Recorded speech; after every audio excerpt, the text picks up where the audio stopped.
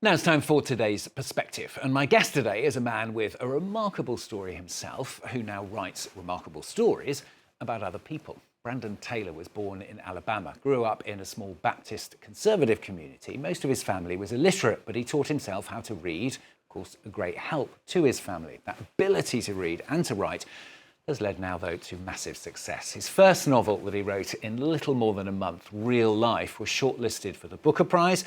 And now his new novel, The Late Americans, it was published last year in English. It's now been translated into French, and it's coming out now as well. Thanks very much for coming in and talking to us. Thank you for having me. Let's talk a bit about you, first of all, before we talk about the books. I mean, it does sound like it was a pretty tough upbringing for you, was it? Yes, it was really difficult, but at the same time, it was somewhat idyllic. Growing up on a farm, playing in forests, playing with my cousins and under the trees and with animals. But on the other hand, it was really hard. I was very different from a lot of members of my family, and they had very strict morals. We went to church every Sunday and every Wednesday and Sunday school, and I was in the choir, and it was very challenging upbringing because it was beautiful but also incredibly brutal. Despite that as well, you managed to teach yourself to read. Was that a way of kind of breaking out of that, do you think? I think it must have been. I think I was really hungry for other worlds and alternative worlds, and I taught myself to read actually with my aunt's nursing manuals and with romance novels, and yeah, reading was a way to escape a lot of what felt like really constraining conditions. And then you decided to sit down and write a novel. Well, after a little while, you start to want to do what,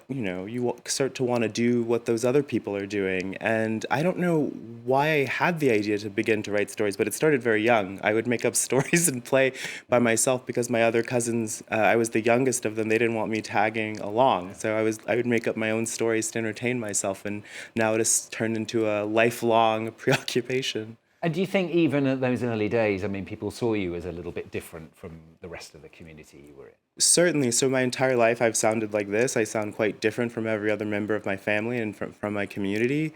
And one of my earliest memories is being in preschool as a 4-year-old and my mom coming to get me and the teacher asking, "Where did you get this child?" Like they thought that my mom was some sort of nanny or house worker. Because I sounded so different from her. And that really marked me out and made me always feel a little bit of an exile or a stranger. And have you found your home now?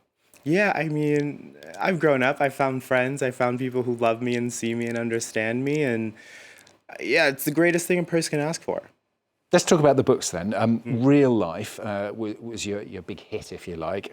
Partly autobiographical, tells a story of a gay black doctor student in a mostly white Midwest PhD program. Where did you get the idea from? Why is that what you wanted to write about? Well, I was a black PhD student in a mostly white Midwestern PhD program. But it came really from a desire to write a novel and looking around and asking myself, what do I know enough about to write a novel? What do I know enough about to fill a novel? And that was one of those things. And I wanted to write from life because I had never seen my experience on the page before. I'd never seen it. And so those two things combined, I knew enough about it and no one else had written about it. And it seemed like an ideal start for a literary career. And how did it go down back home? Oh, boy. My family doesn't really read, so that's not a part of it. I was more nervous about how it would be received in my former PhD program in Madison.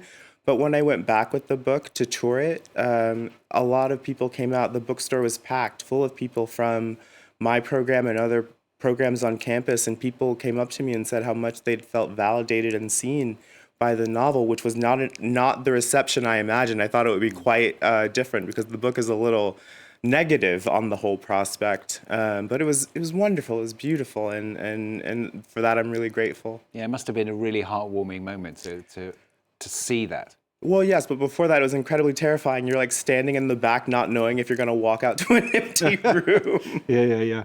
Tell us about the latest book then, The Late Americans, just coming out here in France because it's been translated into French. Yes. I'm very excited about that. I always wanted to be translated into French, so it's a dream come true for me. The novel it takes place in Iowa City, which is a different campus town from the first book, and it follows a group of people who are students, dancers, artists, manual laborers across a year in their lives as they come into and out of each other's lives and each other's circumstances. And I see it as a novel sort of shaped like a relay race or a dance. As you move from segment to segment, you see this community from different vantage points as you encounter and re-encounter the characters in different situations. Obviously, a lot of identity politics then involved in your books. I mean, is that what you want to continue writing about? Is that the future for you, do you think? I think that my first book I wrote because I wanted to sort of express my experience on the page because I hadn't seen it before. And I do think that as I'm writing more and more, I'm writing in a more confrontational way with certain received pieties in our culture, trying to get at the truth of things. So yeah, I mean, maybe, but hopefully with a great deal of humor and irony and some insight. What would you say to people who are watching, who perhaps are identifying very much with what you're saying, but are perhaps a little bit terrified about, themselves, that maybe they haven't even come out, or, whatever their situation might be? I would say, for me, what was most transformative was deciding that I was going to live my life on my own terms. And that didn't mean that I was going to go around and start telling people that I was queer or gay. And I never did, really. I just decided I was going to live as though that were the received natural fact of my life. And doing that meant that I was at the center of my own life, And so to people out there who haven't yet come out or who feel some trepidation about it, I would say just remember that it is your life and you should live it on your own terms. And you don't have to do that in a out loud way. You can do that privately, but it is important that you live on your own terms. And once you start to do that, once you make that change, so many other things in your life shift as well. And so, yeah, that's what I would say. Like, live on your own terms. Nobody can tell you how to live your life. And just imagine for a moment, if you can, you're still that young boy in your backyard, doing what you did when you were growing up. Would you ever have imagined that this is what you'd finish up doing, where you'd come and how you'd fulfill your life? No, I was determined to be a neurosurgeon when I was a child. And in fact, I studied biochemistry in a doctoral program. And so, no, I thought I would be cutting out brain tumors or something. I never even knew that being a writer was a thing that was possible. Like, I had no idea. And so I wake up every day slightly confused, surprised, and grateful that this is what I get to do. Well, it's obviously been a huge success for you. Best of luck with the book in French as well, but with the late Americans as well. I've forgotten the name of the title. It's called Les Derniers Américains, isn't it, in French? So you can pick it up at a bookstall, either in French or in English from now. Thank you very much. Thank you. Taylor, for joining us on the programme today.